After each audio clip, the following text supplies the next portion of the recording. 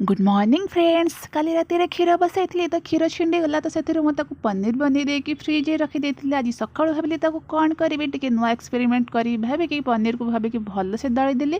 तादेह बेसन 2 चामच गोलई देली। आए पियाज कंचा लंका धनिया पत्र आउ टिके टमाटो सस देकी भल से चकुड़ी देकी रखीदेली। से पूरा आलू भर्ता भाया देखाला। तो 10 मिनिट कवर करके छाड़देली। तापर तावा बसैली से तेल 1.5 चामच पकईकी गरम कली। गरम कर सारा तावा को लो फ्लेम करदेली। आपको भले से पानी हाथ देकी कटलेट सेप रे दे देकी तावारे गोटे पर गोटे थोईदेली। ता ऊपर आउ गोटे चामच हो तेल पकईदेली।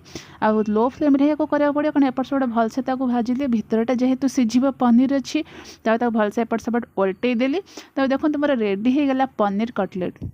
एक्चुअली ये फर्स्ट टाइम बनई तो खाइला पर ही जना पड़ो केमती लगे। प्लेट रे काढ़ी देकी टमाटो सस सहित लगे खाली पूरा यमी लगुला। आपण मैंने